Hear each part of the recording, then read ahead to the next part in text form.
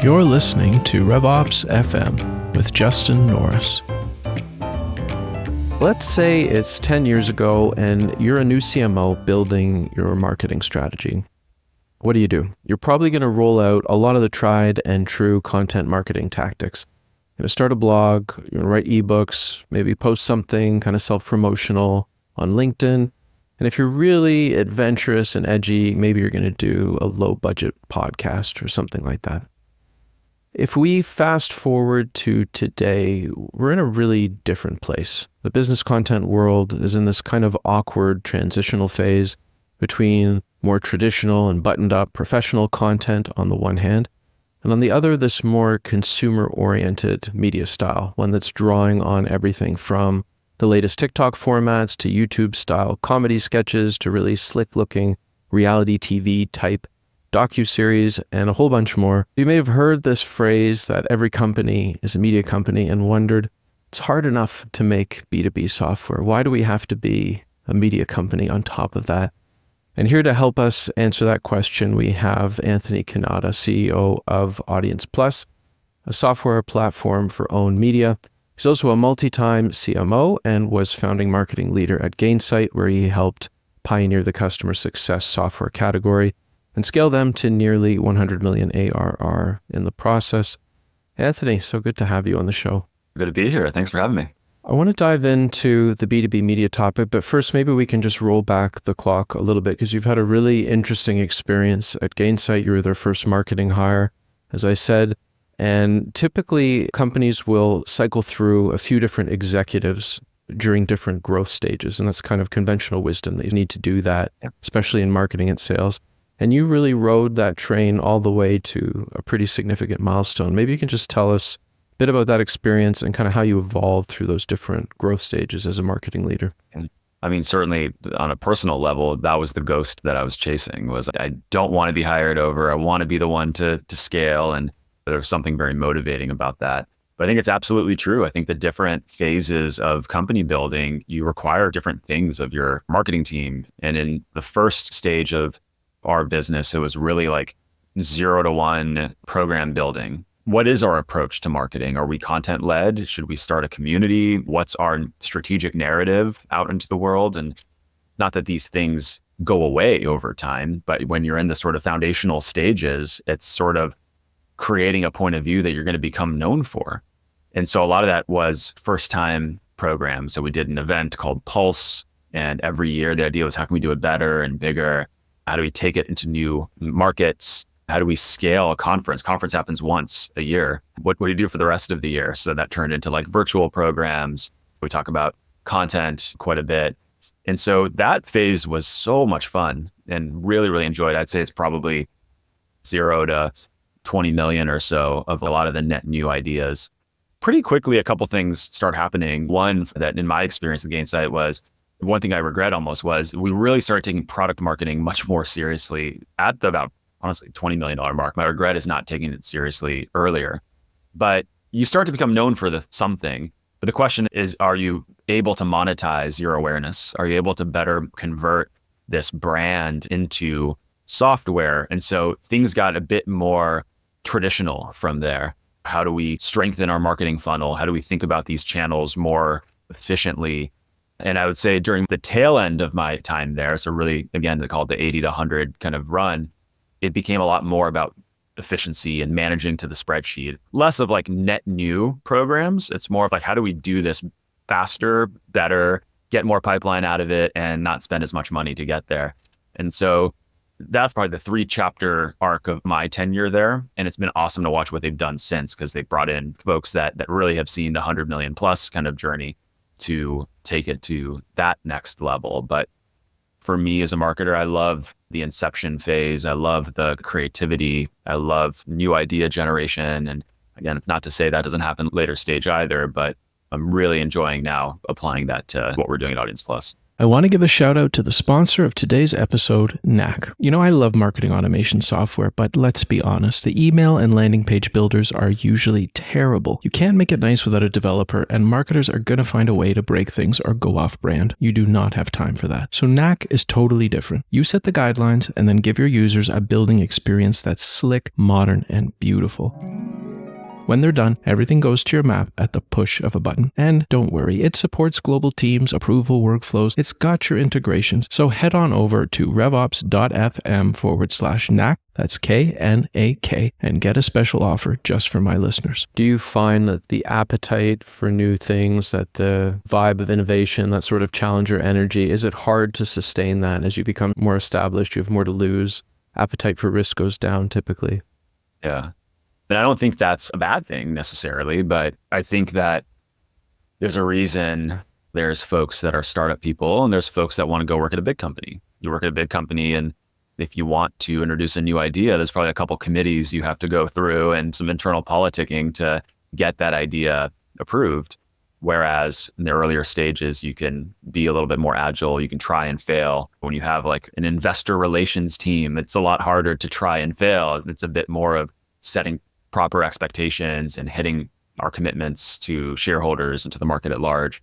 So I think just by nature, it's not like a condemnation on the company, but just things change as you get bigger. And from there, there's this appetite towards predictability and efficiency and scale. And that becomes more of the charter than creativity, in my view.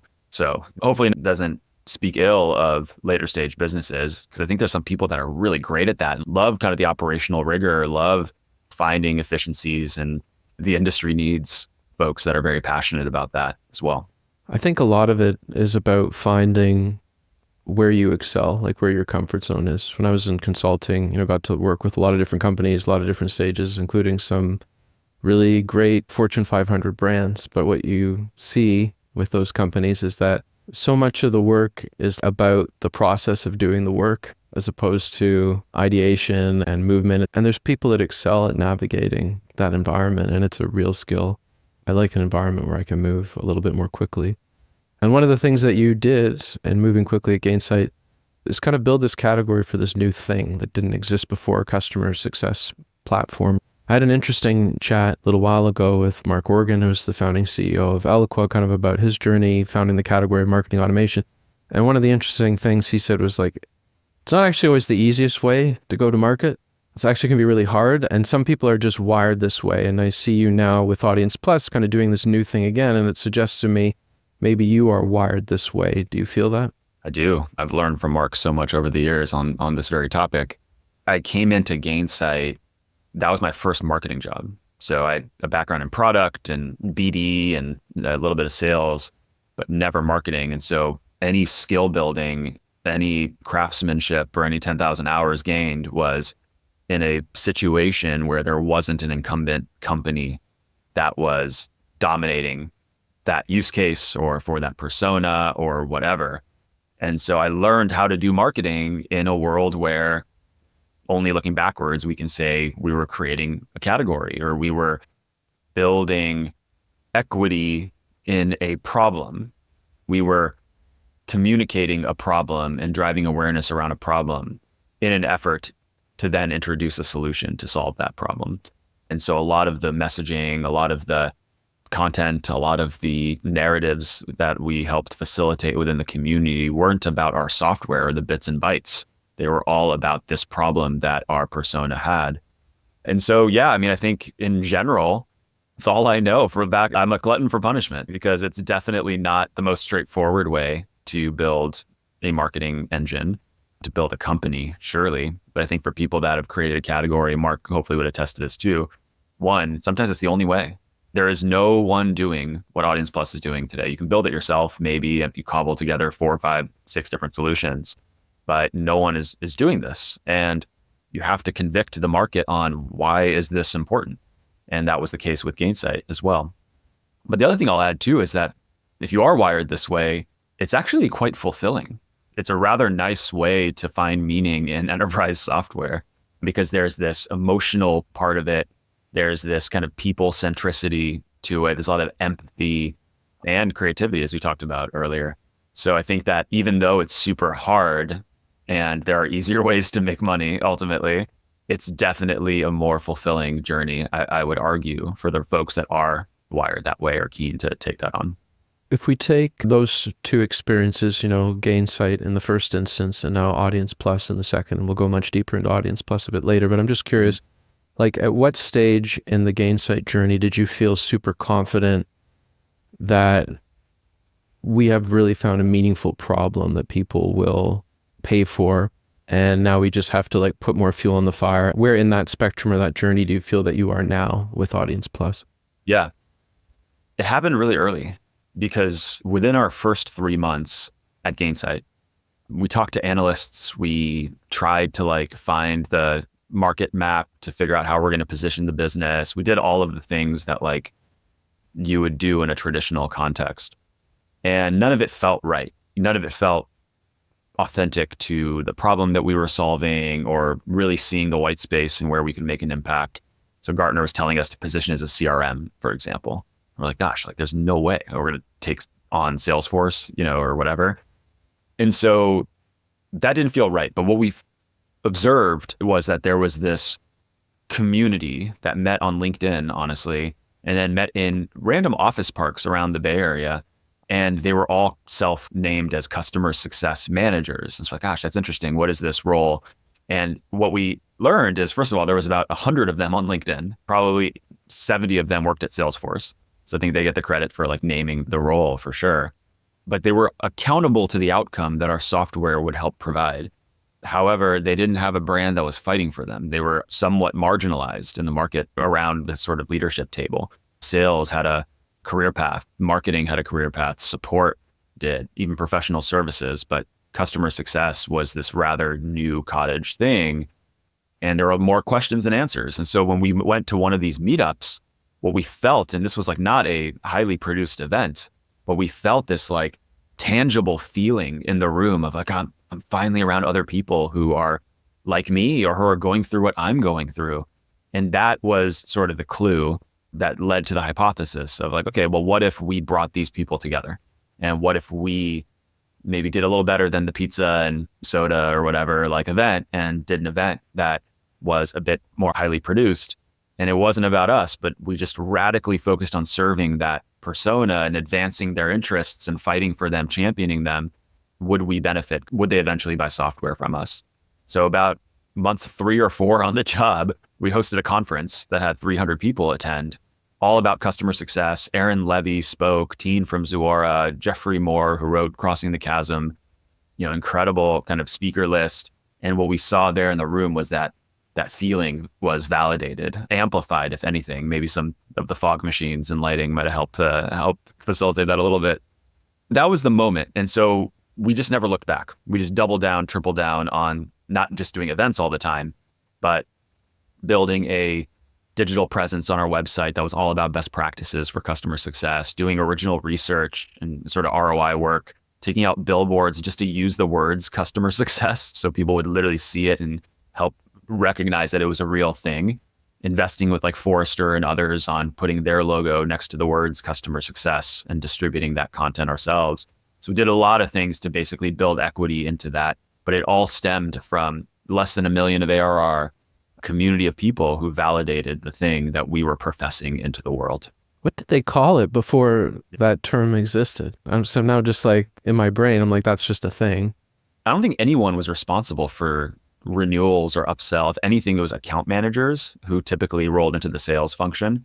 And so there was a world where you could draw a connection from the account management community to us. But typically in the post-sales organization, it was support, onboarding, maybe professional services if you hadn't had an offering there. But there was no relationship manager after the deal was closed who was accountable to, product adoption or CSAT or any of these leading indicators to a renewal.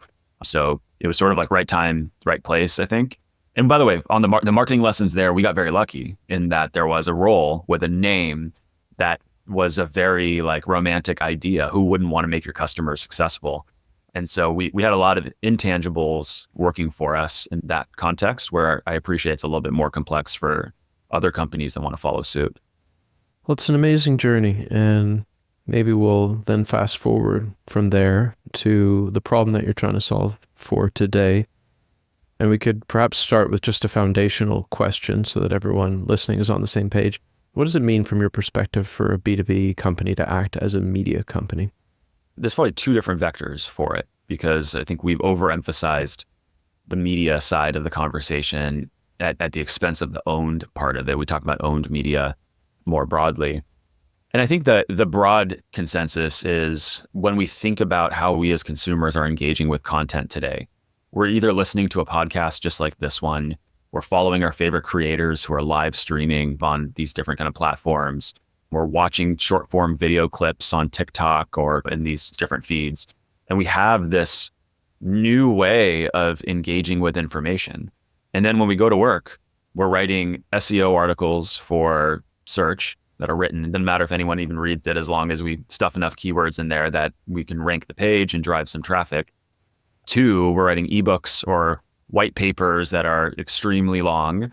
And what we're finding is there's this dissonance between what people are actually consuming and the type of content that we're actually producing in the B2B context. And again, the consumer world way ahead of us, the creator economy way ahead of us, and it just takes us a little while to follow suit in B2B. And so I think what we're advocating for isn't a new thing on that side, which is the idea that we should be producing content in the formats and mediums that are actually going to reach our audience. But people have been saying that for a while. Like, that's not extremely novel. The idea that every company is going to be a media company, I think, is like a 8 to 10-year-old kind of mantra that has existed long before we came along. The bias that we have is around leveraging that content, leveraging that media, that exchange of value to build a direct relationship with your audience. And we call that owning your audience or something of the like, owned media, but said another way, to build subscribership to your content. And this is a trend we see again with Substack, with Patreon. We're seeing it now with a tool called Beehive that's enabling this on the newsletter surface. But the idea is that for too long, it's been really hard to cost justify investment in video campaigns and everything when we push that content to YouTube or Spotify or some of these spaces alone. Those are important networks, but alone. And then we get asked the question of, hey, did that work? Did we generate any pipeline from that podcast? And we get pushed around the impact of these programs when the only channels that we're distributing them on are channels that don't belong to us. And so what we're believing is that the same trend that's happening in the creator economy with, again, Substack and other platforms is going to be making its way into businesses, and that we're going to be rethinking becoming our own channel for content distribution, still leveraging those other spaces, leveraging LinkedIn, YouTube, and others to, from an organic discovery perspective to maybe some paid campaigns. But we want to drive people to our own channel where we can both distribute the content, but also build subscribership. Because if we do, one, we're no longer at the throes of the algorithms that we don't control in terms of actually showing your content to your followership. Two, we can actually understand all of the data that today we don't get from web analytics. We get anonymous impression-based data from web analytics, or YouTube will give us anonymous number of views, Spotify, anonymous number of listens. But when you own your own audience and they're engaging with your content on your own surface, you can understand behavior that can be modeled in order to drive outcomes. And so that modeling could be, hey, this is the type of content that's actually, from a topic or format perspective, that's actually resonating with specific cohorts of your audience. Create more content like this if you want to reach them. Or distribution. You might say, wow, your email newsletter actually isn't driving as much engagement as you think it is. It turns out Reddit or YouTube Shorts or these non-obvious places are where these people within your audience are actually engaging with your content. The net of all of this is now we're rethinking how content is actually generating revenue. We're modeling that out, and we're building a sort of a brand new buyer's journey that's infused with first-party data. So we really think of this world as almost the next generation of inbound marketing, where it's different types of content, different channels, different formats, different ways to measure impact. We think that that's really a good thing that should keep happening. It's just about 20 years old, and we've all been doing it. And so inbound is a great way to convert the 5% of your audience that's in market to buy software. We think that own media or some language we're starting to adopt around audience marketing might be a better way to capture the 95% of your audience that may not be ready to buy yet today, but they're paying attention, they're within your kind of ICP, and you have an opportunity to build that relationship ahead of any would-be commercial conversations. The 5%, 95% split is a perfect sort of tee off into the next thought that I had, which is around the business school of this. And when I hear how you're describing your product, it's taking the concept of like media and engaging with people and giving them content that they want.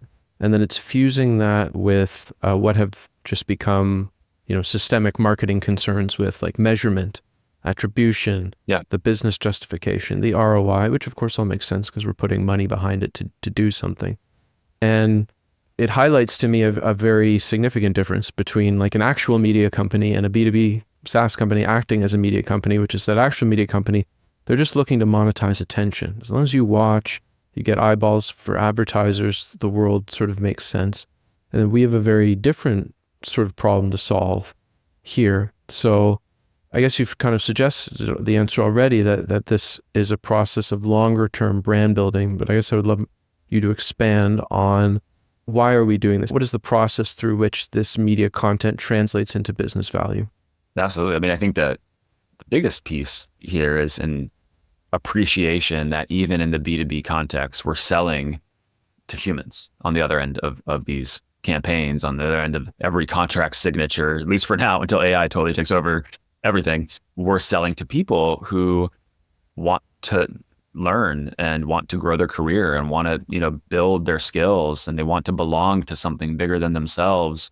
And these are all very important emotional kind of levers that I think we've underemphasized as an industry for a very long time. And so our products and services help them achieve sort of their, Maslow self-actualization path well, because we're helping them do their job, get more efficient, all of that. But content has a really important role to play. Community has a really important role to play to actually support the people within your broader market. And what's interesting is like when we've said the word community, historically, we've meant like our customer community, like the bottom of the funnel, right? The absolute bottom of the funnel.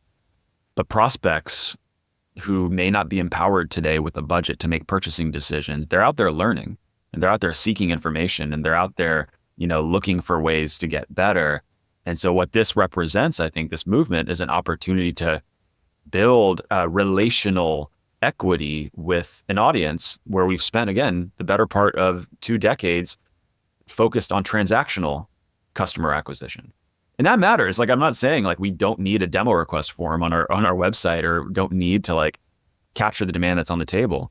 But the reality is, when we look around today from like a marketing perspective, maybe not for everyone, but for the most part, it's not going great for us because we've all been doing the same things and it's just not working in the same way. But if we go back to like, what is it about marketing that we actually do better than maybe any other department, is we help companies build relationships between a brand or a CEO or a whatever and a broader audience. We help them build trust, and we scale that through different digital programs and other things. And so in many ways, I view this as a renaissance and a pull back to like the original intention of the marketing team, which is really meant to build relationship for would-be buyers. And the other piece I'll just add is it doesn't have to take a long time. The challenge, certainly, I mean, there is sort of a relationships take time, trust takes time to develop in our personal lives as much as in work. But when you have the sort of like direct relationship, like folks have subscribed, when we do see a 5 to 10x improvement in conversion rate when we lead with a subscription CTA, because there's no commercial thing happening there. It's more of, I'm here to learn. I want to see more of this type of content. You can sort of see the impact a little bit faster than you otherwise would, relying on the Google algorithm to rank your page or drive the right amount of traffic. So the growth loops are a little bit faster, but I think the point is valid. Like, you have to be consistent with the content that you're producing. It has to be good and valuable and not entertainment for entertainment's sake. I think we've all seen some of that maybe on social. It has to actually resonate and be authentic to your persona. So I think that's kind of the thinking, the philosophy, at least, behind the impact of all of this. But the net is people aren't hitting their pipeline targets today, in the broadest sense. And so what you're effectively doing with audience marketing is you're building the pipeline for your pipeline, as it were. You're building the relationships that when those folks are ready to buy, they're going to think of you first. That's a good phrase, the pipeline for your pipeline. If you don't use that already, you should use that. That's a good one. Big thanks to UserGems for sponsoring today's episode. We all know running outbound is a huge pain. You need to manage a dozen different tools and data sources, and it takes a ton of manual work to keep it all going. UserGems solves that with one platform to capture signals and automate next steps with workflows and AI. You get a library of the most impactful signals in one place, automated playbooks to make sure your team executes consistently, and Gem AI to create personalized messaging for each prospect. So stop wasting time and start targeting your most promising buyers with less headcount. Just visit revops.fm/usergems for a special offer just for my listeners. It makes perfect sense to me, and I'm a believer, and I think, very much ties into this notion of demand creation that is, I think, almost an industry standard phrase now, though Chris Walker pioneered it over the past few years, I think. And it's difficult to make a case internally for that, particularly where, when you're not hitting your pipeline, people want to reflexively double down on put more into paid search, put more into the things where I can just insert coins and see things come out the other end, which I think is a losing game when you can't do that efficiently. What are the metrics and what is the customer journey, sort of archetypal customer journey that you'd want to present? How would you pitch this to a CFO and a CEO of we're going to build this media company, it's going to produce more pipeline, and here's how it will work and how we'll measure it? Yeah, I think one nuance maybe up top is, I think if you're pitching the media company proposition, it likely won't get approved, because that question will always be all right, so you're just going to become a LinkedIn influencer and all of a sudden we're going to hit our goals. I would position it more as we're going to focus on building our own audience, using media and events and these other things in order to help us effectively build this first party engagement data that we can leverage to drive our campaign kind of going forward, or future-proofing our marketing. Now, what I would start with as a leading indicator up top is your conversion rate.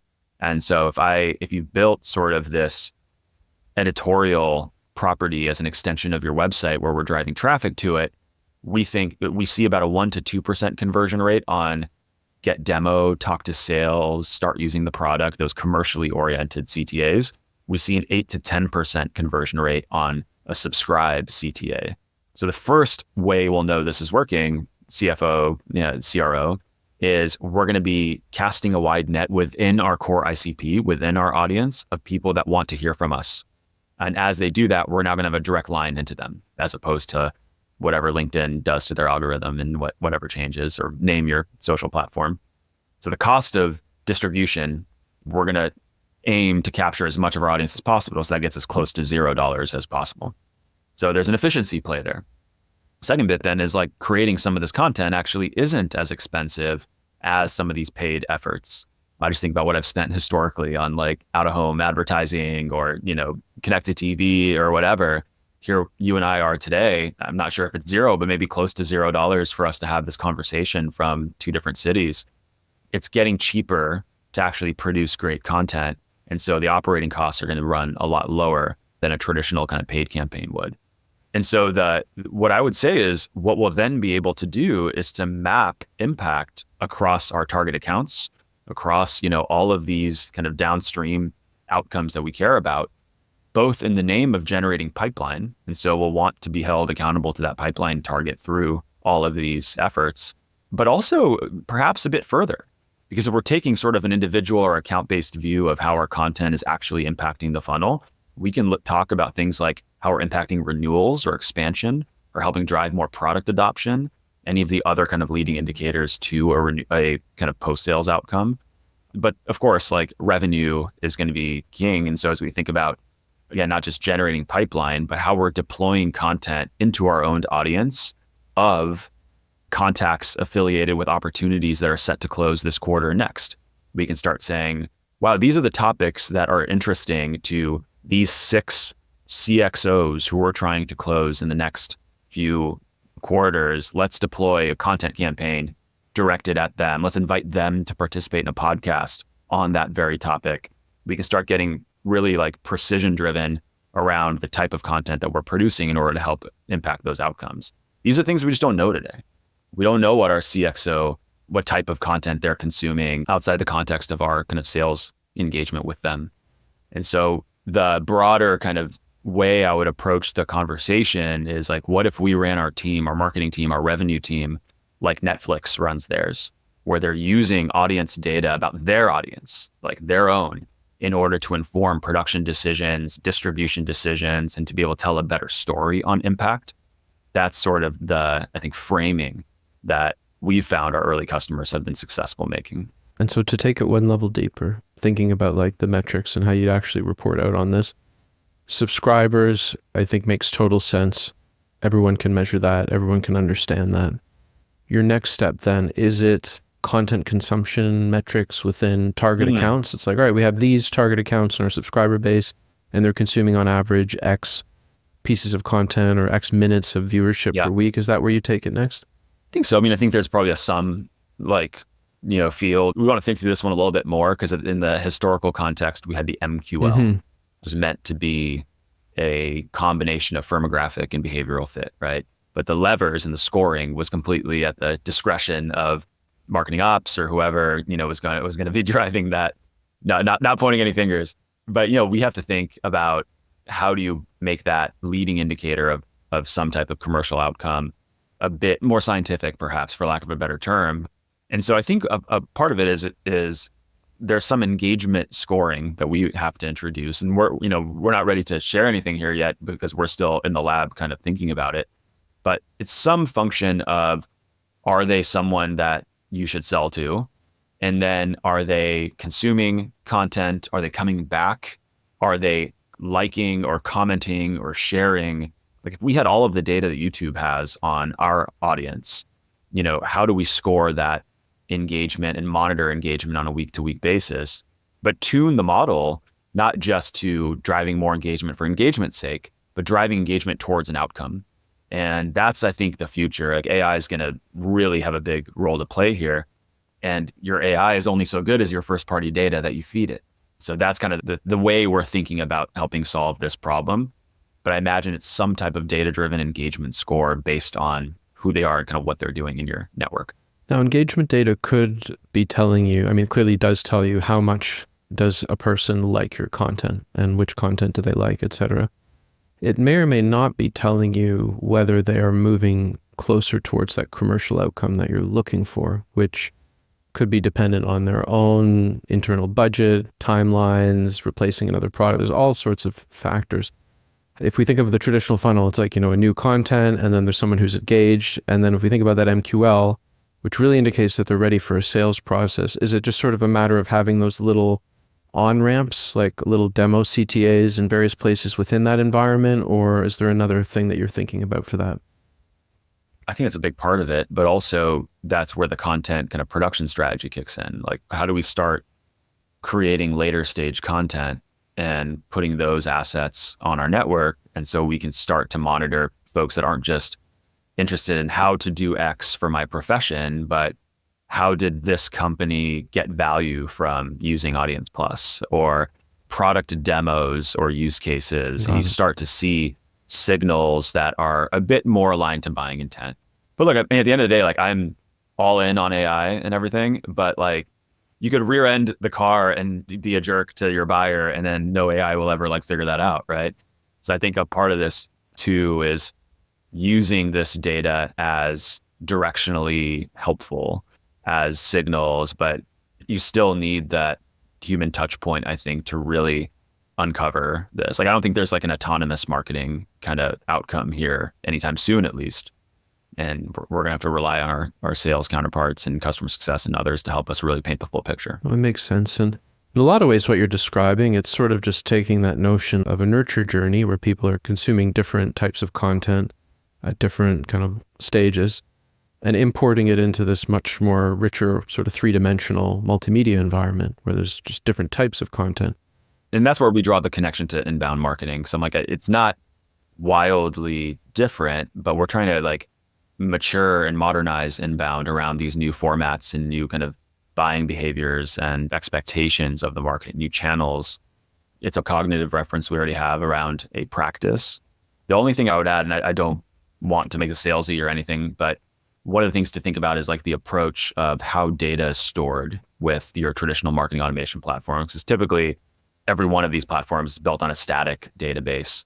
And so what's interesting about our approach is effectively building a self-adapting knowledge graph that sits underneath all of this data. So we can build connections to different things that otherwise might be less obvious. And so how topics of content consumed in a specific channel for specific personas fit into some type of different path in that nurture sequence. That's sort of where we think the technology has evolved since these platforms were architected. And we think there's a better way to kind of put this data to work in this next generation. It's kind of like the vision and reality, those memes where it shows you like the idea and then the reality. And I think whenever people graph out a nurture, that's always the vision is like, it's going to be this multidimensional, adaptive, whatever. And the reality is drip, drip, drip. Maybe you've got 2 or 3 streams. But yeah, I could see how given the right volume of data and the right volume of content, you could feasibly produce that sort of experience. And thinking about volume of content, you have, I think quite wisely, taken a partnership approach to producing a lot of your content. Some folks on your team, some folks I think that you're just partnering with that are independent creators, but like all the kind of folks that I tend to see in my LinkedIn feed who are kind of B2B content creators, Obad Durrani, Todd Klauser, I think you did a show with Andrea from more on the mop side. You've really built a universe with these people. How have you gone about doing that? Well, important confession, we're less than 10 employees. We're a very small company punching above our weight. So I say that both in a way that suggests we have to rely on a lot of other people because our internal voices are not, we don't have as many of them.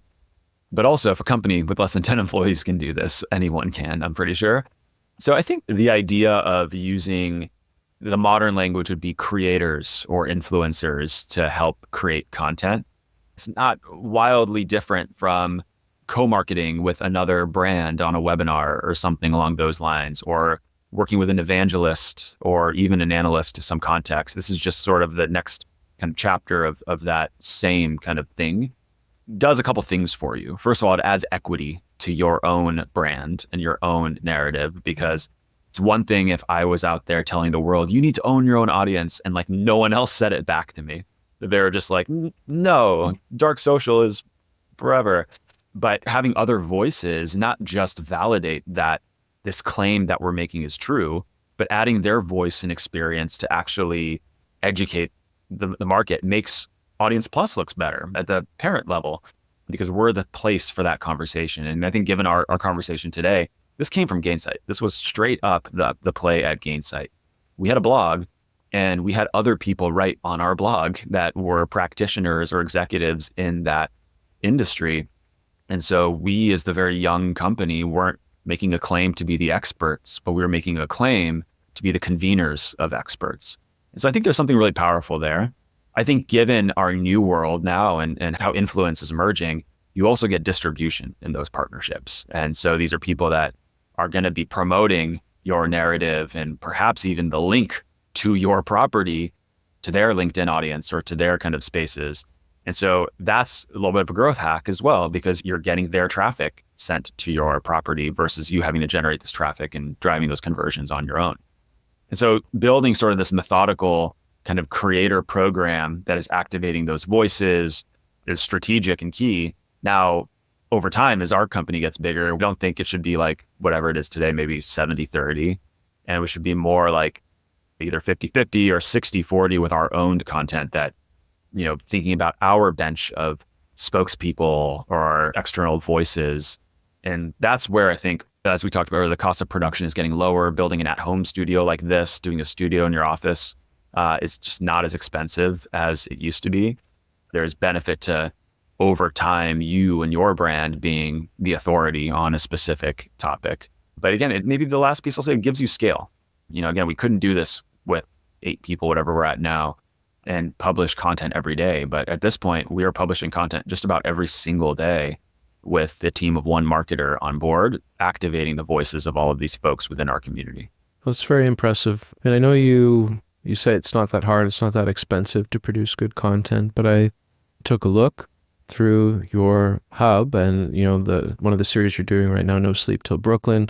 That was a little more expensive. I would say that's pretty, it felt high touch. It felt polished. Yeah. There's obviously camera people, surrounding that's daunting maybe for some companies that don't have that expertise, that haven't done that before. It's like, how do we start doing something like that? But I think it goes to the creativity part, right? Like, this is a documentary that we created around building an event, and from inception basically through to the event day.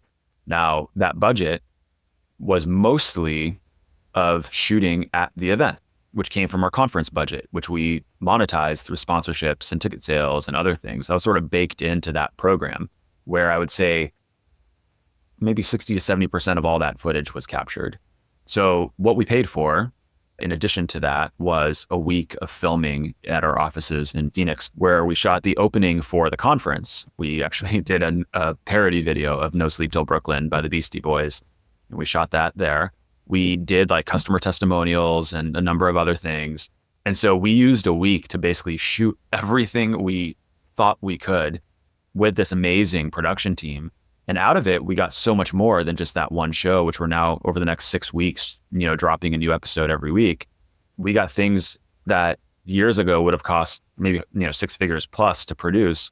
And everything I just mentioned was $30K, something along those lines, maybe less, not including the on-site event stuff. So the idea of $30K for a 6-episode series, it's terrible. Don't do it. Like, that's bad planning, unless you're a much bigger company, maybe. But the ability to get what we got out of it, because we were strategic with how we used our production budget, helped make it a little bit less daunting. Just one more question on the tone, the vibe, the formats of content that you're using, or just that are common out there. As I was writing the little intro for this episode, it occurred to me, like, how much of what we're seeing represents some kind of like generational shift and sort of this Gen Z energy. I mean, I'm a millennial. The formats and the ways of talking, it reminds me more of what like my teenage daughter looks at than what I'm used to in the B2B world. What's going on there? Maybe you can just comment on that. I'm like you. I see some things on LinkedIn that, again, I don't want to disparage, but it wouldn't work for me. Let's put it that way. Maybe it's like a little too much entertainment and not enough meat to some of the content. That might be a generational thing. It very well could be. I don't know. And so I want to save some room for that being okay as, this next generation of buyers get into the workplace. But I don't know that at least millennials like us, or whatever, Gen X, what came before us? Gen I'm X, not even sure. Yeah. I'm not sure that they're making purchasing decisions on some of this edutainment stuff. I think it's keeping your brand top of mind. It might give you a chuckle or something as you're kind of scrolling your feed. But everything we talked about breaks down if your content isn't good. And good is subjective. What works for a marketing audience may not work for a engineering audience or something of the like. So what you have to create has to be authentic. It has to actually deliver value and be educational or inspirational, or hit on something more than just entertainment. There's room for entertainment, but it's got to hit on more, especially if you want to capture today's buyers who, again, depending on your audience, may not yet be in this Gen Z community. But all that is subject to change. I mean, I'm still listening to music from the 90s and early 2000s. And so it's quite possible that I'm on the wrong side of history on this one. Quite possibly I am too. But I have reflected, like, creating just content that is great content, funny content, entertaining content is challenging in and of itself. Doing it in a way that ties into a brand or that achieves a business purpose is like next level difficult. And I wonder sometimes, like, I see these skits and things on my feed. I'm like, oh, that's funny. I like that. And then I'm like, I remember the person. Do I remember the brand that they were even, that it was related to? Good point. Who I feel maybe has done a good job of this. I look at like Corporate Bro and how he's tied his content into what he and Sahil are building at Bravado. I mean, he's just so good, like, as a next level talent in the first place. And then it's a very natural tie into, like, they're the community for sales. So maybe that's a positive example. But how do you think about that problem of establishing that linkage? It's of existential importance because people buy from people. I think we've been saying that for a while. You get a bunch of likes, on LinkedIn if you say something to that end. marketing should be more human. It's true, it should be. But literally the algorithms are favoring individual accounts over company accounts in terms of distribution. So like there's a hard wiring in the system that is making it harder to actually build brand as an entity versus brand as an individual. So look, I think you have to find ways to run into the wind here and connect it. Because the risk, otherwise you're like, oh yeah, like, I don't know, Todd's hilarious. I'm never going to buy the software, but I love following him. And that's great for Todd. Right. It's awesome. He should do something, next after this with the followership.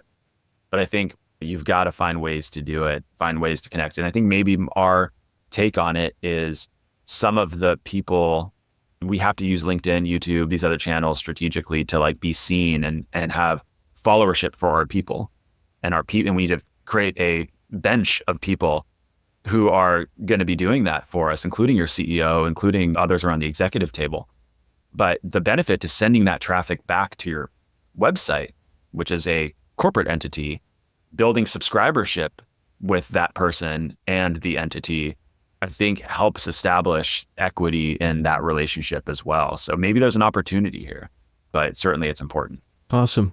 Probably last topic we have time for, but I'd love to talk a little bit about Golden Hour and what you did there. And I mean, I wasn't there, but I saw it kind of play out on LinkedIn. And the way that it was positioned, even the name Golden, I mean, it's not your typical like rah marketing conference. It was much more, let's get inspired. Let's, sort of artistic. It was a bit more of a laid back vibe. It was intimate, deliberately so, local craft food, all that sort of thing. Really different than like Dreamforce, million people, everything, How did you think, it sounds, I can see now some of the roots of that in your experience at Gainsight perhaps, but tell us about the genesis of that event. Well, part of it too was, Gainsight, we were optimizing around scale. It was like world domination, right? How big can this thing get? How many people can we get into the venue? And eventually like Moscone Center was like the dream of any tech marketer, is to fill out Moscone Center. That's where Dreamforce is held. And then I went to Hopin for a short period of time where I saw kind of firsthand the evolution of the medium, where events went to only virtual. And then there was conversation around hybrid and how that would work. And so a lot of what I've been learning is that events themselves were changing. The way people's expectation of attending events was changing. And so at AudiencePlus, like I definitely went back to the same playbook where at Gainsight, it was our first 3 months. This is our first 2 years. So I actually waited long enough till we had, again, 7 full-time employees, I think, or whatever it was to host a conference. But there was definitely, again, as our conversation has led us, like this movement orientation to what we were creating. There's a community of early believers in this movement, and we wanted to be the convener brand to bring these folks together. But we wanted to do it in a way that was modern, because now, unlike customer success, we're marketing to marketers. And so we start to look at like, well, what are the marketing conferences of record today that people go to? Probably, if not Dreamforce, the thought is Inbound for HubSpot, which is built on that, again, old way of thinking in terms of how many people can we pile into here. And what I learned at Hopin is like, people don't travel for content anymore. They travel for connection, for experience, for exclusive access. And it's going to be hard for any brand to drive thousands and thousands of people to an event anymore. And we've all changed. COVID has changed our feelings and expectations, right? Like, I don't know that I want to be in a hall with 1,000 people, 2,000 people or whatever. Like, at least if given a choice, maybe I need to for work, but I'd kind of rather not. And so we're like, okay, what is the example of a marketing event where the medium is the message, where it's not just the content from the stage, but it's everything else. It's the experiential kind of component. And so that's sort of the original idea and vision for Golden Hour, is meant to inspire, not just based on the content and who was in the room, but how the event was produced. And so that meant picking a venue in a host city that was non-traditional. We kind of got lucky with Brooklyn. Won't be the forever home, but that was sort of an example of I don't think any B2B conferences that I know of happened in Brooklyn, at least. Everything in Manhattan. The hotel venue was very like artsy and kind of hipstery and, felt very like experiential. We kept it to 300 people. We'll never have more than 300 people in any one city, and focused a lot on networking and how we kind of curated relationship building on site. We invested in entertainment in year one. Dinners at conferences are this thing that only like the privileged VIPs or speakers or prospects get invited to. We set a table for every attendee, a seat at the table, and sponsors, speakers, and attendees alike were all, kind of treated the same. We had an entertainment kind of hook as well around Lindsey Sterling. And I think the biggest piece that was the differentiator was the 300 people in the conference hall down below had this exclusive experience, but 20 floors up, we built a broadcast studio.